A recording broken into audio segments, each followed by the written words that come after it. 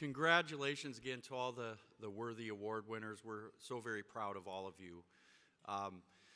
Now, really exciting. This is really going to be a dynamic session, and I want everyone in the audience here today at the luncheon to give a warm and raucous Nate Unite 2022 reception and applause for our Keynote Q A. We've got Jennifer Fritzsche, who's going to moderate from Greenhill Co. We've got DISH Chairman and Co-founder Charlie Ergen and FCC Commissioner Brendan Carr. Let's give them a warm Nate Unite 2022 welcome.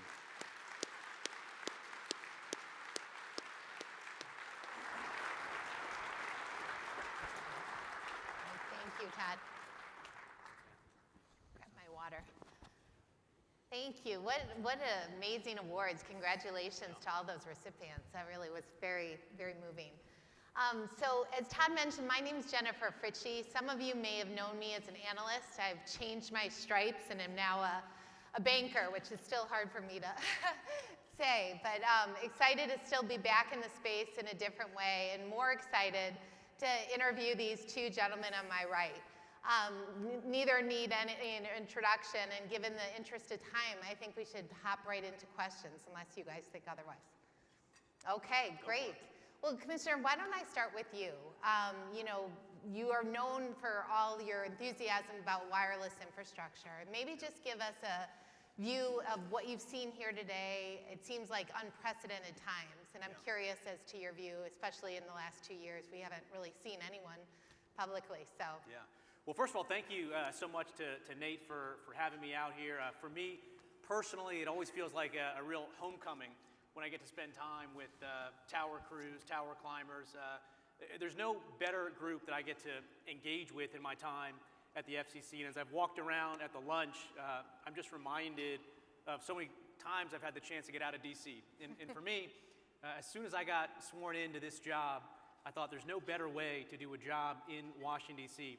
than to spend as little time as possible inside the Beltway in Washington, D.C. So I've tried to get out and spend time with America's tower climbers, and just really great to see so many people again. And right before this, we were able to give out some awards that I give out, recognizing some tower climbers, and some of them are here today. I know Robert is out there. I first met Robert in Lordsburg, New Mexico, and had a chance to climb with him there. Now he's a rock star. He's a person that is in the Vertical Freedom movie that is finally coming out, so that's good to see that, recognize him. Amber, who I met in Florida, is somewhere here. She works at Learning Alliance. She's bringing the next generation of tower climbers through, and so it's so good to see so many people again. And for me, I reflect on the value of the work that the tower industry does. And I think you've never seen that before like we did during COVID, right? As COVID-19 hit, all of our lives shifted more than ever before on the internet. And where I'm from back in DC, along the East Coast and West Coast, so many people's lives were able to stay at a relative decent level because of the availability of the internet. And a lot of people, as Jimmy was saying, they turn on their cell phone and they just assume it works. Maybe it's magic, maybe it's pixie dust, and they don't understand that it's real infrastructure work. And it's thanks to the people in this room that our internet economy, and therefore our actual economy, continue to stay humming during COVID-19. People educated their kids because of the networks that you all built and maintained. And we saw a 20 or 30% spike in internet usage almost overnight with COVID-19. And our networks were able to absorb that because of the work that you all did. I mean, you didn't stay home and order Grubhub and watch Netflix and do Zoom calls all day. I mean, you guys were out there on the road. You were going to hotels. You were away from your family. And because of the work that you all did, our network stayed up and running, and it really held this country in great stead. And so I'm personally, very, very grateful and appreciative for the work that you all do day in, day out. It's not easy, but I'm grateful for it. And I think obviously we're at a point in time where we need to make sure that the prices for the work that you guys are doing, the wages that you're paid, reflect the hard work that you're doing, the tough jobs that you're doing, the skills that you're doing. We're at this point where we got a lot of money flowing through the economy right now. We got inflation going on, and to some extent, you get a job at Home Depot and be home every night, and to some extent make almost the same amount as someone that's on the road day in and day out. But we need people out there doing these jobs, and we need the pay to reflect the work that they're doing. So we've made some progress on that. Wages are increasing, but we got some more work to do. And from the DC perspective, there's a couple things we can do to help. One, we got to keep pushing more spectrum out there, the more spectrum we get out, the more builds that are going on. That's a good thing. We got to make it easier to build infrastructure. These jobs are tough enough on their own. You don't need to be held up by red tape. We made some great progress the last couple of years, but there's more to do. I mean, if you look back, wireless builds are kind of lumpy. Back in 2015, 2016, new builds had essentially flatlined. I think there was something like 708 new cell sites that went up in 2016. And after the reforms that we did and the new investments that came in, that number jumped in 2019 to 68,000. And I'm really happy to see the work that Charlie and his team are doing. I was just with him this morning at a couple of his cell sites. They're blasting pretty good speeds, getting wide area coverage. And this is a new entrant, a provider that we didn't have in this country a year ago. So more competition is good. The investments that he's making are helping to create jobs. So I was very glad to get out and spend some time with him and see the builds that his team are getting done. And that's actually a perfect segue, Charlie, to bring you into the conversation. We've come through two big actually three with CBRS, big spectrum auctions, all of which you've participated. You spent billions of dollars in spectrum. And there's, let's call a spade. There's been some doubt in DC that you would probably do what you said you're going to do. And so I'd love to give you the stage and just say, how's it going? We're sitting in a market that's supposed to be your first. Can you give us an update? Well, good, I will. But first of all, thanks to Todd and Nate for the invitation. It's always a pleasure to come here, and I echo a little bit what the commissioner said about appreciate the hard work that's done. We know at Dish that sitting in an office doesn't get things done. It's out in the field,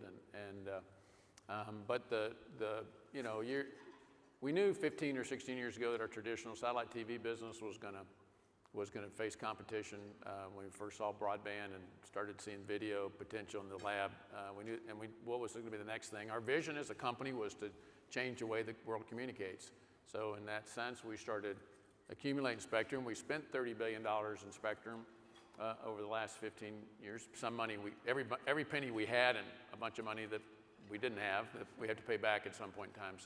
But the vision was really to do something different, and we needed a paradigm shift in technology to compete against very entrenched incumbents, that really people think of it as 5G, but we're building a network, and with Las Vegas being our first big city that we're going to launch, and it really is the fact that we're putting the network in the cloud, so the entire cloud, the network runs in the cloud, not the base of the tower, not in a switch, and then we also use an Open RAN technology. Open RAN, where we break apart the monopoly of the radio and the baseband. So, and then we're building a standalone network, so it's all 5G. So it's not 4G, 3G, 2G. It's all 5G. And so, 2 years ago when we were in Raleigh, we hadn't built a tower yet. And so 2 years later, we've made a tremendous amount of progress. In Las Vegas itself, we have 148 towers. The city is pretty well covered today. We're doing beta testing today. We can't commercially launch. We still got to get need 911 through the system, which has turned out to be a little harder than we thought. And then we have a commitment to the FCC that we're going to have 20% of the population deployed by June of this year, and we're on track to do that. So it was heartwarming. Yes, I've had a few days in my life I'll always remember. One was last night, 22. The only shame was it wasn't 2 o'clock in the afternoon, but I actually got to experience the network and operation that really is different. And this isn't technology that's being done in Singapore or Japan or Korea or even China. This is bringing back U.S. leadership, and I'm proud of the people. So when you go climb that tower and you're putting Dish in, there's been a little extra attention to it because you're building something. You're helping us build something special. All of you guys that are putting up, you know how simple it is and how much less we should be paying you because it's simple. Contrary to what. So make sure that you're paying a little attention because it really is we really are building something special, and we're fortunate that there are a lot of skeptics. I think there's certainly a lot more skeptics than there are people that believe we'll do it. That's nothing new to our company, But we did have the support, Commissioner being one of those, that has supported us and given, in terms of giving us a chance. I'm not saying that everybody thinks we're going to be successful, but the fact is that whether it be regulators, whether it be the Congress, whether it be bankers or investors, they've given us the benefit of the doubt, and it's our job to take that confidence. And when people have confidence in you, you can do great things, and I think that's what you're going to see from Dish. And so the concerns that you were going to be a spectrum warehouse or a holder of spectrum, from what I'm hearing you say, that seems way off target, because you. Well, we had a chance to sell the $30 billion for a lot more than $30 billion, and then, but you know, the management of the company said, well, that's nice, but why don't we build something? And look, I think anytime you can work for a company with a purpose, anytime you can have a purpose in your life, anytime you can get passionate about something, the rest of it kind of falls to the wayside. And we're trying to build a better network than our competitors in the United States, but we're going to step beyond that. We're going to build a network that's better than anybody else's in the world. Now, people will catch up, and maybe if we're asleep at the wheel, people will surpass us. But the network that's here today is the only network in the world that's in the cloud. It's the only network that's a totally O-RAN network. It's the only network that uses VoNR for voice, only VoNR. It's the only network that uses Open RAN technology and cloud-based. It's cloud native. So that just doesn't exist. And a lot of people that are incumbents don't think that's the way things are supposed to go, but we have a different opinion. So we'll come back next year and we'll see if we're right or not. And Commissioner, you had mentioned in your opening comments more spectrum, and Charlie's actually been the beneficiary of a lot of the spectrum. I think the FCC has done an enormous amount in the last 15 months, or CBRS 107, 110. What are plans for more? I mean, yeah, I think there's still some low-hanging fruit out there. I mean, if you look at the timeline for taking action at the FCC on spectrum and it actually, hitting the towers, it's a pretty good lag time, and we were really behind for quite a while there. And in 16, 17, 18, we really started ramping up, and now you're seeing that spectrum. We did all the work needed to get the 3.45 auction done, and we were able to hold that. Next up, everyone assumes is going to be an auction of 2.5 gigahertz spectrum. Knock on wood, we get an announcement soon, I'm hoping, on when it can be. About a year ago, I laid out a spectrum calendar to try to bring some predictability to this, and I put about 4 or 5 things on there that I thought we could get done at the FCC by the end of last year that we didn't get done yet. So one of those was I said we should get the 2.5 gigahertz auction done last year, which we didn't. We could have in terms of timing. I think we need to take a look at upping the power levels, for instance, in the 3.5 gigahertz band, the CBRS band. Right now it's basically Wi-Fi power levels, which is great, but simply by turning the power up a little higher in that existing spectrum band, you can get more coverage, more capacity. So I think that would be a good thing that we can do. There's another Uni 2C Wi-Fi band that I identified that I thought we could start a proceeding on at the FCC. So it's a mixed bag. We've basically been following through up to now on the tough decisions that we'd made during the last administration. Yes. So C-band was an auction that we completed. 3.45 was an auction that we completed. These are all good things, but if we're going to extend U.S. leadership, we got to start breaking new ground with new spectrum bands. And I'm a little worried that we are slipping into a little bit of a spectrum malaise. And I think we're seeing this with the interagency fights that we're having in D.C. I mean, look, whether we like it or not, and this is what I said a year ago, good spectrum policy is not about who's got the best engineers. Whether we like it or not, it comes down to political capital. Yep. And one thing that Chairman Pai had was political capital. I mean, the times that obviously the majority of my time is in D.C. When you're going to D.C., when he was the chairman, his picture was literally on the sides of the buses going across town. Like, he was a big deal. It was fine that I was just a commissioner hanging out next to him. But the point is, he took that political capital that he accumulated and he spent it to free up spectrum. We saw it with C-band. We saw it with Legato, with L-band. We saw it with 5.9 gigahertz, 6 gigahertz, 24 gigahertz. I mean, every single one of those spectrum decisions that we made was a fight inside D.C. And every single one of those, he got across the finish line and he won. And so we have to be clear-eyed about spectrum policy. There's some low-hanging fruit that's left that we can do. But some of the biggest stuff, lower 3 gigahertz, for example, which I really want to see get done, that's going to require us at the FCC to continue to show that same strong leadership that Chairman Pai did for the last 3 or 4 years. And for the audience here, you know, just simply put, the spectrum's worth a hill of beans if it's not put and built out. Yep. And so brings me back to Charlie. Obviously, you've accumulated a ton of spectrum. 2 questions on that. The 3.5 you just bought, I think a lot of people were surprised how much you paid or how much you spent at a very good price. But when you pair that up actually next to the CBRS, it's actually, I don't think many people realize that spectrum's even more powerful. Is that right? Yeah, so there's two things there. One, I think in the low-hanging fruit, I'd echo the commissioner's comment about CBRS in terms of power levels. The 3.5, the C-band spectrum around the world, we have to compete as a country with everybody else that's a uniform band at a certain power level. So CBRS is a heck of a good idea, but it certainly can coexist at a higher power, and we need to do that as a country. And we certainly need to look at it anyway. And the second big piece of spectrum is the 12 gig spectrum, 12.2 to 12.7 spectrum, which we use for DBS and satellite, but we've done enough testing and we bought at auction the terrestrial rights for about 70% of the country. So, and other people own some rest, but we know that we can use that terrestrially without interfering with the satellite. So that's another place that we don't have to ask the Department of Defense. We don't have to go to Congress. That's a place where the FCC is looking at that today, and that's another place. As far as the C-band auction, one of the things, we're a big believer, and this is a place that everybody in the audience should be thinking about, but we're a big believer that private networks, that companies are going to want their own, when you put the network in the cloud, it gives you the ability then to what we call slice the network and automate it so that companies can have their own private network. So Caesar Palace could have their own private network, a college campus, a hospital, a smart city could have their own, automobile company could have their own spectrum. So, or their own network. It'll look like their own network. And so the CBRS is where a lot of people will start because it's free.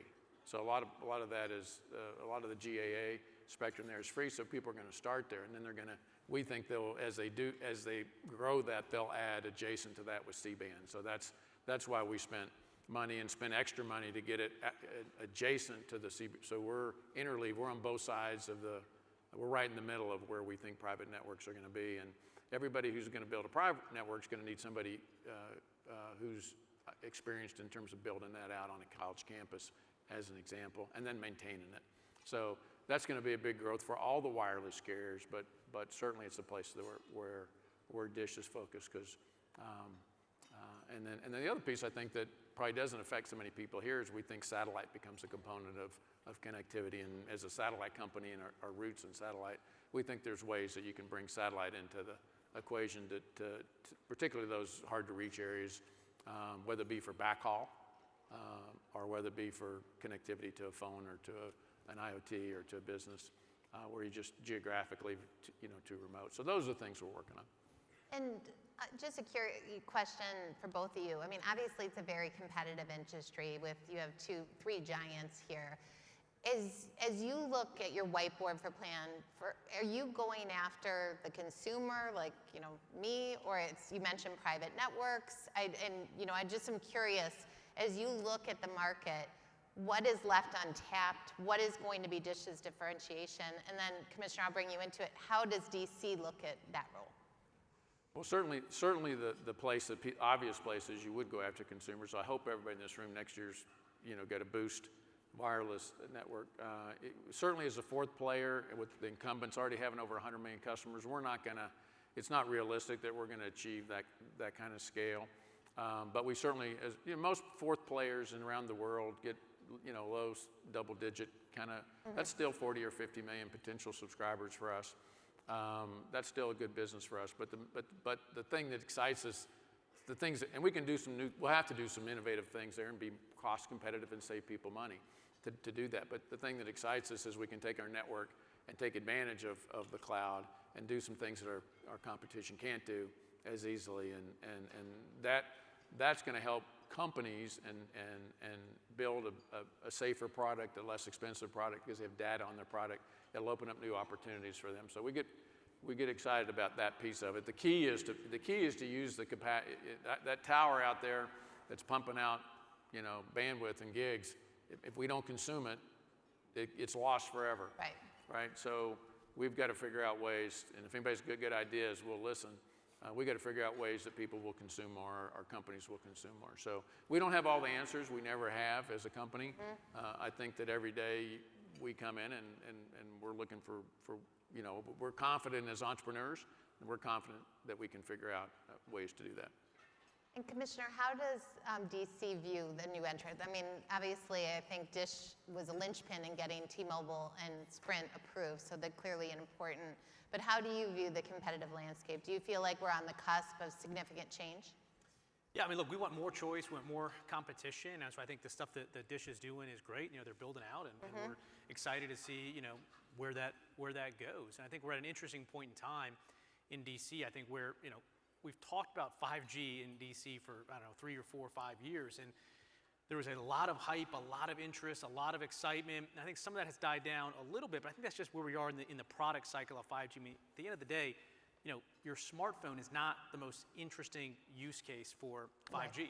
Really the first edge of 5G is in-home broadband. And so you got a lot of companies that are out there that are using all of this excess spectrum and supply that have to go after the in-home broadband market, where a lot of consumers felt like they only had one choice or no choice for high-speed service, principally a wired connection. So we see a lot of early 5G use cases and taking of market share in the fixed wireless space. We'll see if that continues, if there's a competitive response, if in-home demand for data exceeds fixed wireless. So we'll see how that plays out.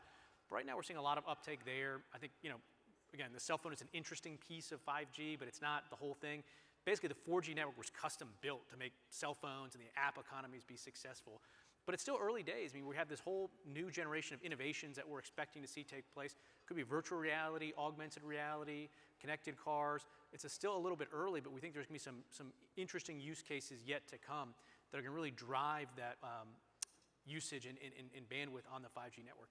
And look, there's still more we got to do to make it easier to build. We did a lot the last couple of years on infrastructure reform, and right now we've got an unprecedented amount of dollars coming out of DC for infrastructure builds, and it's not really that tightly coupled with reforms and red tape cutting. And my concern is effectively what you're doing there is you're putting your foot on the gas and the brakes at the same time. If we're not streamlining where these dollars are going, then we're going to waste some of those dollars, and that's a challenge. And look, we've never been in the situation where we have enough federal funding to end the digital divide. We've never been there, and we now do. In fact, some estimates say we need about $80 billion to end the digital divide. And by my count, if you look at all the agencies that have gotten money over the last year and a half, it's something like $800 billion that could go to broadband infrastructure. Could go to other infrastructure, but could go to broadband infrastructure. So arguably you have 10x the number of dollars you need to bridge the digital divide, and I'm worried we're not going to do it. And how do we not do it? Well, one is we don't prioritize truly unserved areas. That has to be job number one for any infrastructure dollar. Take the places that have 0 megabits per second, get them up to speed. There's some in DC that want to gold plate existing services or give people that have, 90 over, 99, gig service. And my view is, that's great in the long run, but let's leave the people that have, almost 100 megabit per second right now and focus those infrastructure dollars on the truly unserved communities. And I think we're hopefully trending in the right direction there, but it's still to be determined. And even looking at the competition, there's obviously the 4, and I'm including Dish, but there's others entering the conversation. Microsoft, Amazon. The cloud players are, maybe not so sneakily creeping into wireless, even though not owning spectrum. Charlie, have a partnership with the largest one in AWS. I'm curious as to how you see the cloud emerging. Is that friend or foe? I think it's friend. A friend for us because we embrace the cloud. So and they have sales forces, so they're already in all the enterprise. They're in the Fortune 500 companies already. They already have relationships with the CIOs and the companies. They're already customers. What they don't have is the bandwidth and the spectrum to do it. They can use some unlicensed spectrum, but ultimately companies are going to need more. They need security. They need, and most networks today weren't architected for the kind of security that businesses need. And so I think they open a lot of doors for us. So every time they go, we can't sell every Fortune 500. We're not staffed to do that, but they are. So I see that as a positive for where we're going. It's certainly potentially a threat. You could certainly make the case that somebody like an Amazon or Microsoft could run a telco without any of the incumbents at all. But could they without and spectrum? that'll just have to make everybody, you know, a little better that has to compete against that. Yeah, but could they without spectrum? I mean, I know they Well, have they can use unlicensed. they can use unlicensed Yeah, spectrum. okay, And you can get for a time that can get you, you know, pretty far. Yeah, okay. But my theory is that once you know, it's since I have grandkids now, and you know, you give them a bite of cake, they want a piece of cake, and then my one grandson wants the whole cake. So the same thing's going to happen with spectrum. They're going to give people a bite of the cake, and companies are going to see how it changes their business and how they get a return on investment, and they're going to want the piece of cake, and that's us. Got it. And the whole cake is the big guys that are much bigger than us. That's the whole cake, and they'll probably get their fair share too. So, but it's going to be. I think it's a good thing to be aware of, and because I think it is potential growth areas for a lot of people in this room. I think we're in an interesting era of convergence. I mean, convergence is something that we've been talking about for decades in Sure. DC, but I think it's kicking into a new type of a gear, which is to say, you know, forever you had your smartphone and like you had one carrier on there, you know, 1 or 2 spectrum bands, that was it. And now I think we're getting close to the point in which your device is going to be smart enough to find the right spectrum, you know, at the right price to upload and download. So for instance, we've got this, you know, new generation of broadcast technology out there, ATSC 3.0, which is potentially just a great download pipe that you could use. So maybe you want to download a movie, you connect to a 3.0 broadcast tower, you download there, you get your upload from somewhere else. So I think we're moving to the point at which devices are going to be smart enough to sort of switch technology, switch spectrum bands, and I think that's going to be a pretty interesting converged experience that we're still, you know, a couple years away from. Got it. Okay. And You know, I think the other piece of that is that in carriers, you know, if you really look at it, they should have to really take a hard look at sharing some infrastructure. You saw it in Australia this week, or Telstra and TPG, Telecom, starting to share spectrum. Yes. It happens in Canada today with Bell Canada and Rogers. They each build half the country and they share the spectrum and they compete. You know, everybody doesn't have to have their own sandbox, right? And as a new player without the kind of capital that the other guys have, that's the kind of stuff we look at. And if it could, you know, so there's also a lot of, as you know, there's a lot of people on spectrum that don't have networks, and so there's a lot of sharing that I think can go on as long as you have an attitude that you don't have to have everything. You don't have to. You know, in capitalism, you tend to get greedy and you want everything, but a lot of times you do better by sharing.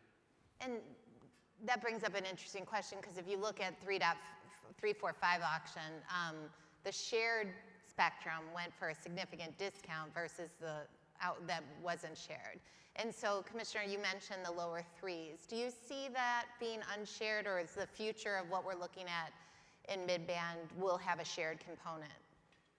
Well, obviously, if you can make exclusive use, I think that's the best case scenario. But I think we're quickly approaching an era where that's ending, and shared may be more likely. But I always want to try to find exclusive use where we can. And I'm worried a little bit about where we stand. Again, I mentioned, you know, Legato with DoD pushing back 5.9 at DOT, NOAA Weather Radar pushed back on 24 gigahertz, and on lower 3 we're seeing DoD again, including trying to get some legislation, some language in infrastructure legislation that effectively puts a thumb on the scale. Makes it hard to get lower 3. And so I do think we have to start to see a bit stronger, harder leadership from the Biden administration if we're going to dislodge lower 3, and if we're going to continue to make more progress. Because this trend of different agencies trying to slow down the freeing up of wireless spectrum and moving it into the commercial place isn't a new trend. As I mentioned, we've been seeing it for a couple of years, but it's hitting a crescendo. And I think what we saw recently with C-band, with the FAA and the White House stepping in at the last minute and somehow behind closed doors over a weekend, taking the regulatory structure that the FCC, the entity appointed by Congress, created over years, and supplanting that with something that the administration created is not a good sign. I think it's not a good sign for C-band itself. We've got at least 10% less C-band than we had before. So we have cell sites that have been built, the hard work's done, these guys have climbed the towers, and we're just not turning them on. So that's not good. But more importantly is, what does that signify long term? We have to continue to show that, look, when we have these concerns raised by FAA, we have to say, look, the experts have looked at it, the engineers have looked at it, real world experience tells us, lighting up C-band is not going to result in harmful interference to radio altimeters. Right. And we didn't. We sort of flinched a little bit, and I think that sends the wrong signal to every other generational technology. We saw it this week. The alarm industry claiming that we can't turn off old 3G signals in order to power up 5G signals because they're afraid that those are going to shut down those signals. So I'm worried that we're moving away from the strong leadership that we've seen, and it's going to take the White House really stepping in and saying, look, when the FCC calls balls and strikes, you may not like it, but if you had a fair process, that's the end of the process, and we're going with their decision. And if we don't get back to that, it's not going to bode well for lower 3 or other spectrum bands. Got it. No, I would agree with that. That's it. Maybe I'll ask a bigger picture, and I'm going to look for time. I'm not sure. I've lost my counter, so. Okay, got it. I wanted to ask on the dish build out. Charlie, you mentioned you're on target, if I heard you correctly, for the June deadline. Is there, I guess, what is in your control? You mentioned E911, and what is out of your control? And at this point where we sit, what is it, February 20-something, are you feeling more like the things you need to do are within your control to get to that point? Well, the E911 is only indirectly in our control because we have a third-party vendor that has to do that now, and they work with the other carriers. Okay. So that's a whole database. Okay. Right? And so the other carriers have to cooperate too, because they've got to add all our data in, and they got to kind of shut theirs down during a maintenance window. So those carriers have to plan for a maintenance window, and then we have to test it. Got it. Right. So this isn't something that's going to take, a lot of months, but we wish we were up with our network today, doing a little bit more testing than we can do today. So we'll get there with that. We'll just, and we're going to call the commissioner. If somebody drags their feet, we'll be calling the commissioner. So, but it hasn't come to that point yet. But most things are, even if they're not in your control, I kind of try to think of it that it is in our control.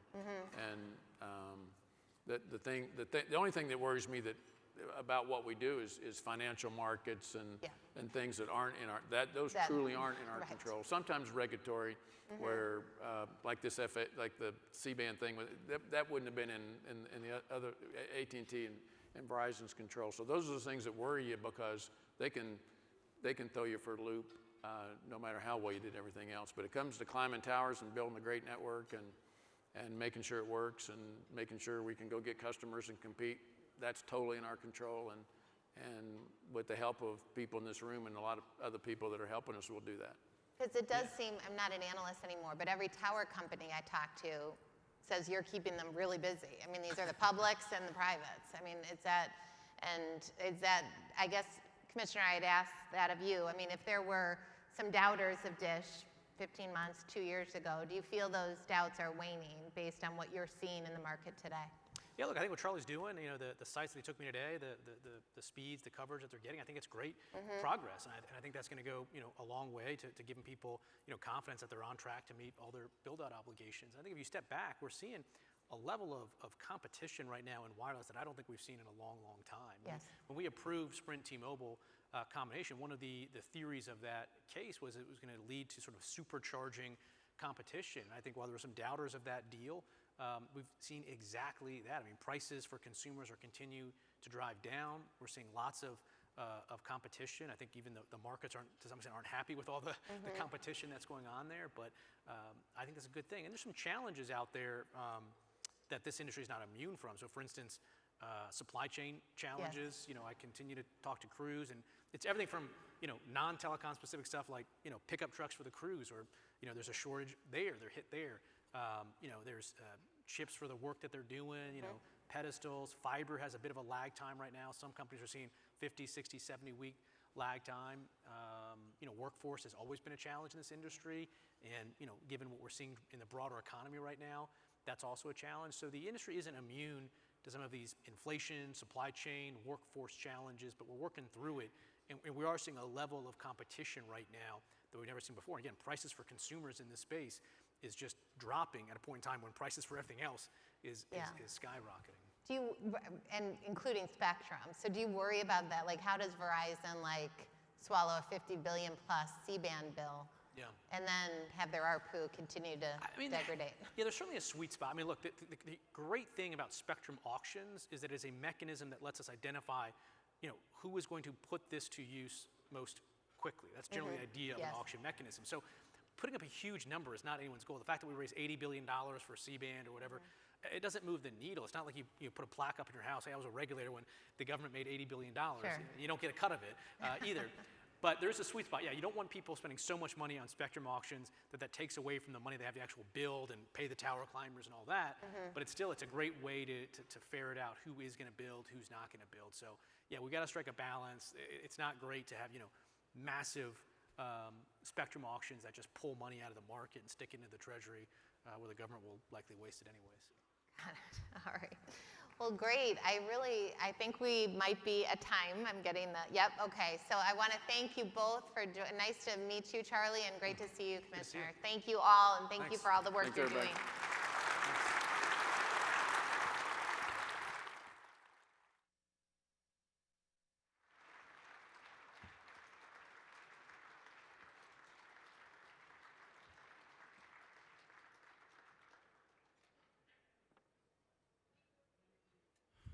Thank you so much, Jennifer and Charlie and Commissioner Carr.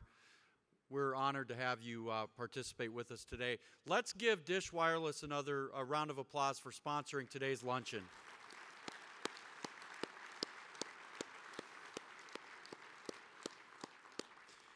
We just have a couple quick closing announcements. For those of you participating in the charity golf tournament tomorrow, the bus transportation will pick up at the Harrah's Hotel transportation circle there, where you get dropped off with taxi cabs, Uber, and Lyft. So if you're participating, we'll be running buses to the Angel Park Golf Course to and from starting in the morning. So FYI. And then we just encourage everyone to go visit the exhibit hall, support our exhibitors. We've never had more exhibitors than this year. We had a record of 166. So go support them, buy from them, and thank them. And the trade show floor starts at 1:30. So that's going to open up right away. Thank you again.